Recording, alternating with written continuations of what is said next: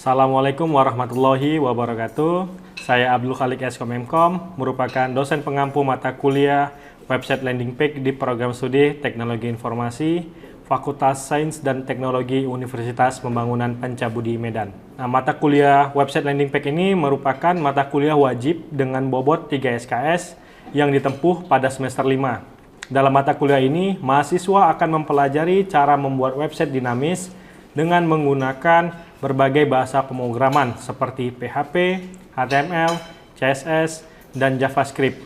Mahasiswa juga akan dibekali dengan kemampuan untuk membangun sistem database menggunakan MySQL dan framework CodeIgniter. Melalui pembelajaran praktikal, mahasiswa akan diajarkan untuk merancang dan membangun website yang fungsional serta dinamis untuk kebutuhan media online. Nah, mata kuliah ini memberikan pengetahuan yang mendalam mengenai pembuatan website mulai dari tampilan, struktur logika, hingga pengintegrasian database untuk mendukung aplikasi berbasis web. Capaian pembelajaran mata kuliah ini secara khusus bertujuan agar mahasiswa memiliki kemampuan mendesain web dan konten media digital, mampu menganalisis perkembangan teknologi, informasi, dan komunikasi, serta dapat menerapkan dalam dunia kerja khususnya pada sektor media online dan pemasaran digital. Sub CPMK dalam mata kuliah ini terdiri dari beberapa kemampuan yang ditargetkan dicapai setiap pekannya. Di antaranya, yang pertama, menjelaskan dasar pemrograman HTML, menjelaskan cara kerja web server dan scripting PHP, menerapkan struktur logika, percabangan dan perulangan dalam PHP, mengelola array dan fungsi, mengintegrasikan database ke dalam aplikasi, menerapkan fitur CRUD, menggunakan framework CodeIgniter dan API, hingga merancang sistem informasi web dinamis sebagai proyek akhir. Nah, setiap sub CPMK memiliki bobot penilaian berkisar antara 2% hingga 40% dengan akumulasi seluruh proses pembelajaran yang sistematis. Sistem penilaian dalam mata kuliah ini meliputi kehadiran, sikap, penguasaan materi, tugas individu dan proyek, serta ujian tengah dan ujian akhir. Ujian tengah semester memiliki bobot 30%, sedangkan ujian akhir semester memiliki bobot sebesar 40%. Skala penilaian yang digunakan adalah skala 0 hingga 100, yang dikonversikan ke dalam huruf mutu sesuai dengan standar akademik Universitas Pembangunan Pancabudi. Mahasiswa dinyatakan lulus apabila memperoleh nilai minimal C atau nilai angka 65. Topik perkuliahan disusun secara sistematis mulai dari pengenalan sintak dasar PHP, struktur logika dan kontrol, penggunaan array dan function, pemanfaatan database MySQL, penerapan framework CodeIgniter, menggunakan API, hingga tahap akhir yaitu penyusunan proyek sistem informasi berbasis web secara lengkap. Ujian tengah semester dilaksanakan pada pekan ke-8, sedangkan untuk final project atau UAS dijadwalkan pada pekan 15 dan 16. Metode pembelajaran yang digunakan bersifat kombinatif, meliputi ceramah interaktif, diskusi kelompok kecil, pemberian latihan soal, proyek berbasis kasus, serta pembelajaran mandiri dan praktikum. Selanjutnya, saya akan memberikan cuplikan pengajaran yang saya lakukan pada mata kuliah website landing page yang dilakukan di dalam kelas. Assalamualaikum warahmatullahi wabarakatuh. Waalaikumsalam warahmatullahi wabarakatuh. Selamat pagi adik-adik. Alhamdulillah kita dapat menghadiri pertemuan kita hari ini. Sebelum kita mulai pembelajaran, mari kita berdoa menurut kepercayaan masing-masing. Doa dimulai. Doa selesai. Nah, baik adik-adik, jadi hari ini kita materinya itu tentang HTML dasar. Nah, jadi kita akan membahas pertemuan kita yang sebelumnya ya. Nah, kita nanti akan mereview pertemuan kita yang sebelumnya. Nah, mulai Bang Afgan. Nah, jadi pertemuan sebelumnya kita udah bahas pengenalan tentang apa sih itu website landing page ya. Nah, jadi kira-kira menurut Pak Afgan apa itu berapa banyak browser yang ada di dalam sistem informasi Windows? Ada banyak jenisnya, contohnya ada Ya. ada Google Chrome, Ada Microsoft Edge, dan mungkin Mozilla Firefox. Oke, baik, terima kasih. Nah, jadi ada berapa tadi? Ada Firefox ya, ada Google Chrome, ada Microsoft Edge ya, atau Edge. Nah, kemudian untuk Mbak Intan, kira-kira dari pertemuan sebelumnya itu bahasa apa aja yang kita gunakan dalam website landing page? Terdapat ada 3 bahasa. Ya. Yang pertama yaitu HTML, HTML. kedua yaitu CSS, dan yang terakhir yaitu PHP. Oke, baik. Jadi ada 3 ya. Dalam penggunaan website landing page ada HTML, ada CSS, dan ada PHP. Nah, satu lagi nih pertanyaan untuk Bang Widodo ya. Jadi Bang Widodo, kira-kira web service apa yang kita gunakan atau yang sudah dijelaskan pada pertemuan sebelumnya?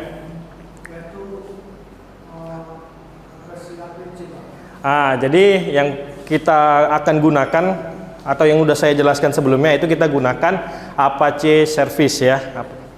Nah, jadi kita langsung masuk ke materi hari ini ya. Nah, yang pertama itu kita harus mengenal apa sih itu HTML ya. Nah, jadi HTML ini adalah Hypertext Markup Language. Nah, jadi dia merupakan sebuah bahasa markup ya, bahasa markup untuk membuat sebuah halaman web. Nah, jadi di sini dia untuk membuat sebuah struktur yang ada di dalam browser. Nah, jadi websitenya itu kita nggak hanya sekedar ngoding, kita juga harus membutuhkan namanya itu struktur-struktur dasar yang ada di web. Nah, jadi seperti ini ya. Jadi HTML ini dia merupakan sebuah strukturnya ya. Kalau misalkan di rumah dia adalah batu batanya. Nah, kemudian kalau misalkan kita kombinasikan dengan CSS-nya ini adalah merupakan sebuah cat ya. Jadi atau sebuah plesteran. Nah, jadi yang sebelumnya itu batu bata doang, sekarang kita plester dan kita cat. Nah, itulah dia CSS-nya. Nah, kemudian kita menambahkan satu fungsi. Satu fungsinya itu kita tambahkan namanya JavaScript. Nah, JavaScript ini gunanya untuk fungsi. Misalkan ada jendela. Jendelanya itu bisa dibuka dan bisa ditutup. Nah, itulah salah satu fungsi dari JavaScript. Nah, jadi nantinya kita akan membahas 3 bahasa pemrogramannya. Ada HTML, ada CSS, dan juga ada JavaScript dan PHP nantinya. Nah, kita membahas dari sisi sejarah dan asal-usul HTML. Nah, jadi HTML ini didirikan oleh perusahaan yang namanya itu adalah CERN ya. Nah, CERN ini singkatan dari bahasa Prancis, Conseil Européen pour la Recherche Nucléaire ya. Jadi ini merupakan sebuah perusahaan untuk peneliti fisika nuklir. Nah, jadi seperti itu. Nah, jadi di dalam HTML ini juga dia berkembang dari beberapa versi ya. Dari yang pertama itu dari 1993 itu dari HTML yang pertama. Kemudian 1995 itu HTML versi kedua. Kemudian 1995 itu di HTML3. 1997 itu 32. Kemudian 1998 itu HTML4 dan yang sampai di HTML5 ya, hingga saat ini itu awal lahirnya itu pada tahun 2014. Nah, kemudian ada peralatan apa aja sih untuk kita mempelajari HTML ini ya. Jadi yang pertama itu kita harus memiliki text editor kita harus memiliki text editor untuk menulis HTML ya. Nah, jadi buat adik-adik text editor itu dia yang seperti ini. Nah, di sini kita ada menggunakan Notepad++ sebagai text editornya. Untuk text editor, Fahrul, kira-kira selain Notepad++ ada text editor apa lagi? Selain Notepad++ mungkin ada semacam Visual Code Studio. Oke, baik. Ada namanya Visual Studio Code. Bang Faki, kira-kira ada apa lagi?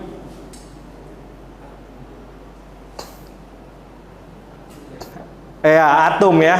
Nah, selain Visual Studio Code ada namanya juga Atom ya.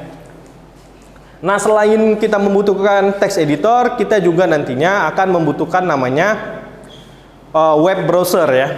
Nah, jadi web browser ini gunanya untuk menampilkan apa yang kita tulis di dalam text editor tersebut. Nah, jadi dia ada Chrome, ada Safari, ada Opera, ada Edge atau Internet Explorer, ada Firefox.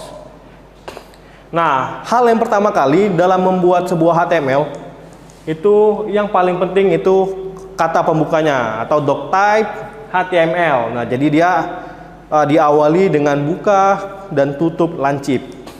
Kemudian kita masukin teks HTML dengan buka tutup lancip. Kemudian head ini untuk bagian atas dari browser kita ya. Untuk bagian tab itu biasanya diisi oleh title ataupun meta yang lainnya. Kemudian ada tutup head. Nah, kemudian di sini ada body. Nah, body ini berguna untuk isi dalam konten yang ada di dalam browser. Nah, misalkan kalian ingin tampilkan gambar, tampilkan teks, semuanya berada di dalam body ini. Nah, contoh ini kita menampilkan sebuah paragraf hello world. Ya, kita menggunakan namanya tag P. Nah, P ini berfungsi untuk paragraf. Nah, kemudian tutup body jika kita sudah selesai melakukan pembuatan konten yang ada di dalam browser tersebut.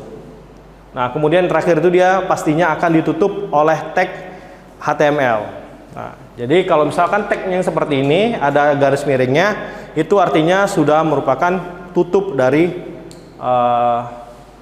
fungsi sebelumnya.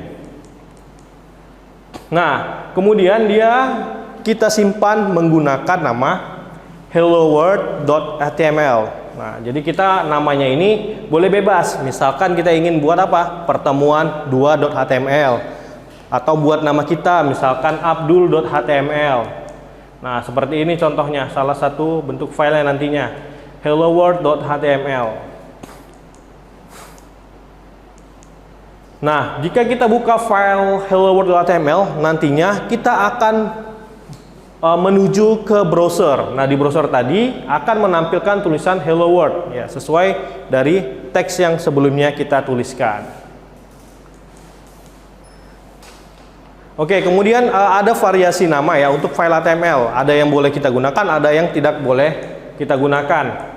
Nah, jadi dalam HTML ini kita menggunakan namanya itu ekstensi.html. Nah, jadi untuk browser kita gunakan ekstensi.html dan XHTML untuk XHTML. Nah, jadi kita ekstensinya ini dalam HTML itu ada 3 ya, ada HTML, ada XHTML dan XHTM. Nah, jadi jika kita tidak menggunakan ekstensi HTML ini, maka dia tidak akan bisa dijalankan di dalam browser nantinya. Nah, contohnya ya, misalkan seperti ini. Nah, contoh misalkan ada helloworld.txt. Nah, ini dia tidak akan menampilkan codingan kita, tidak akan menampilkan file HTML kita. Nantinya dia akan menampilkan keseluruhan file yang kita buat tadi. Nah, harusnya yang tampil ini hello world, malah ini akan menampilkan seluruh dari tag fungsi yang ada di HTML. Nah, jadi ada penamaan khusus ya di browser. Nah, ini ada namanya index.html. Nah, ini merupakan sebuah halaman beranda. Nah, jadi dia kalau sudah menggunakan nama XHTML, maka dia akan menjadi otomatis halaman home atau halaman depan dari sebuah website tersebut. Nah, contohnya misalkan kita buka facebook.com. Nah, nantinya file yang akan dibaca terlebih dahulu itu adalah file index.html ya, yang berada di server Facebook. Nah, yang pertama kita harus menghindari beberapa hal ya dalam penulisan nama file di dalam HTML ini. Yang pertama itu kita tidak boleh menggunakan spasi. Oke. Nah, jadi nama file HTML ini biasanya akan kita gunakan yang tercantum pada URL. Nah, nantinya ya di dalam browser itu spasi akan dibaca dengan %20. Nah, jadi spasi itu nantinya dia dibaca dengan %20, dia nggak dibaca dengan spasi nantinya. Nah, jadi untuk contoh bisa kita lihat di sini ya. Nah, spasi itu nanti akan dibaca dengan %20. Nah, kemudian satu lagi ya, nggak boleh alay dalam penulisan file HTML ini. Nah, jadi kita harus menghindari huruf besar dan huruf kecil, kemudian campuran dari huruf besar dan huruf kecil, dan jangan menggunakan simbol. Nah, ingat ya, jadi nggak boleh huruf besar, huruf kecil, nggak boleh simbol jadi nantinya. Contoh misalkan seperti ini. Nah, ini yang tidak boleh dalam penulisan HTML. Nah, sebenarnya bisa aja, cuma nanti yang apa? Yang ribet nanti di kalian dalam pemanggilan dalam pemanggilan file HTML-nya. Nah, kemudian seperti ini nggak boleh kombinasi huruf dan karakter. Nah ya, seperti yang saya bilang tadi ya, meskipun ini dia valid, tapi tidak bagus ya untuk dibaca atau pemanggilan nama filenya nanti. Nah, yang pertama, kemudian ada struktur dasar dari HTML. Nah, oke ya, seperti yang saya jelaskan sebelumnya, itu ada tag ya, beberapa tag. Yang pertama itu ada doctype HTML, kemudian ada HTML. Nah, ini merupakan tag pembuka yang wajib ada dalam dokumen HTML. Kemudian ada head, ini untuk bagian head, kemudian body untuk bagian body, dan yang terakhir penutup HTML. Sampai sini ada yang mau ditanyakan? Oke, silakan Agustina ya. Jadi untuk di tadi itu di makanya di bagian komen. Untuk copyright ya, atau biasanya submenu itu biasanya diletakkan di bagian footer. Nah, nanti di dalam body ini dia ada namanya fungsi pagination untuk di bagian footer. Nah, jadi seperti itu ya. Nah, bisa juga nanti ada namanya tag footer. Nah. Oke, nah selanjutnya kita bahas tentang tag, elemen, dan atribut di dalam HTML. Nah, kita bahas yang pertama dulu, itu adalah tag. Nah, tag itu merupakan penanda awal dan akhir dari sebuah elemen. Nah, jadi biasanya tag ini dibuat menggunakan kurung siku ya. Kurung siku yang contohnya seperti ini, seperti P. Ini artinya apa? Paragraf. Kemudian A ini hyperlink, ada body, ada head dan sebagainya. Nah, tag ini ditulis selalu berpasangan ya, pembuka dan penutup. Nah, penutup biasanya diakhiri dengan garis miring di nama depannya. Nah, contoh seperti ini ya. Ini ada tag pembuka H1, artinya header 1. Kemudian isi dari tag ini adalah petani kode. Kemudian tag H1 ini harus ditutup dengan tag penutup, yaitu adalah garis miring H1. Nah, ini untuk penutup header 1. Nah, kemudian contoh di sini ada namanya atribut. Nah, selain tag itu kita gunakan atribut. Nah, di sini kita menggunakan atribut aligned sama dengan center. Kemudian isinya itu adalah hello world. Nah, dari paragraf ini dia ditutup menggunakan penutup paragraf yang diakhiri dengan adanya garis miring.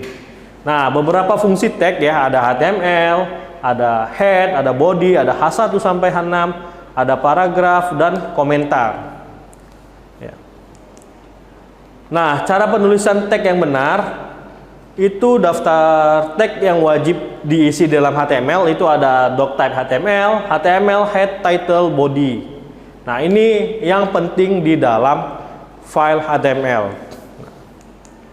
Nah, contohnya kita harus menggunakan huruf kecil ya. Ini contoh yang bagus menggunakan huruf kecil. Untuk yang buruk bagaimana Pak? Dia menggunakan huruf besar ya. Nah, jadi seperti itu untuk tag dan HTML. Oke, selanjutnya kita masuk ke jenis-jenis atribut ya. Nah, jadi secara global atribut ini bisa ditambahkan pada semua elemen HTML ya. Nah, berikut ini ya daftar dari contoh-contoh atribut global yang ada di dalam HTML. Nah, yang pertama itu ada access key. Nah, jadi ini untuk menentukan tombol-tombol shortcut atau mengaktifkan atau fokus pada elemen ya. Kemudian ada namanya class. Nah, jadi kelas ini biasanya dipakai untuk penggunaan CSS. Kemudian ada content editable. Nah, ini biasanya menentukan isi elemen ini bisa diedit atau tidak. Nah, kemudian ada data. Nah, ini biasanya digunakan untuk data. Kemudian ada dir. Ini digunakan untuk menentukan arah dari elemen. Dia mau ke kiri, ke kanan nih atau sebaliknya. Nah, kemudian ada drag table. Nah, dari sini menentukan bagaimana apakah elemen ini bisa di drag atau tidak. Nah, kemudian ada hidden. Nah, ini untuk menyembunyikan elemen. Kemudian ada ID, ini untuk menentukan ID unik dari setiap elemen. Dan ada length untuk menentukan bahasa yang digunakan untuk isi elemen. Nah, jadi dalam HTML modern saat ini ya, yang paling sering digunakan itu adalah class dan ID. Nah, jadi nantinya ini berfungsi untuk mempermudah CSS, untuk mempermudah pemanggilan CSS yang ada atau yang CSS yang kita gunakan nantinya.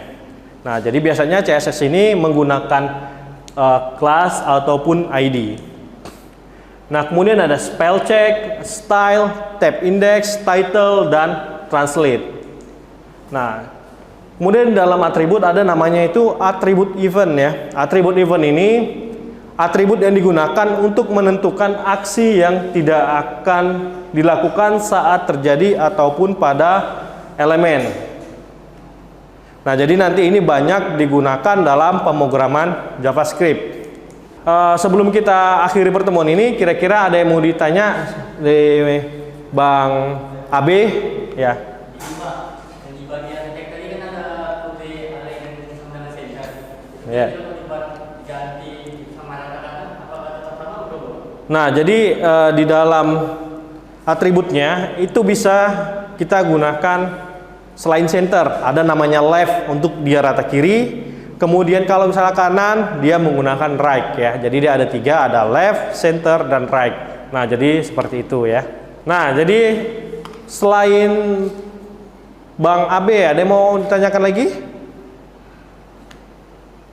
Nah, saya harap semuanya sudah paham ya di pertemuan kita kali ini. Nah, nantinya ada beberapa tugas untuk kalian ya.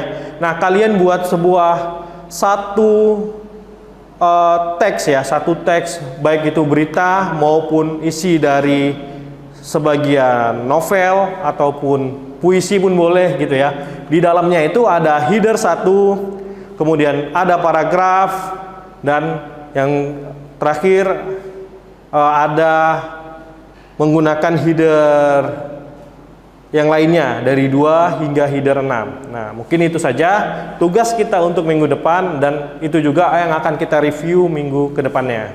Mungkin itu saja yang bisa saya sampaikan di pertemuan kita kali ini. Saya akhiri dengan assalamualaikum warahmatullahi wabarakatuh dan selamat pagi semuanya. Demikianlah video pembelajaran ini saya persembahkan dalam unjuk karya PDD UKTPT untuk memenuhi sertifikasi dosen tahun 2025.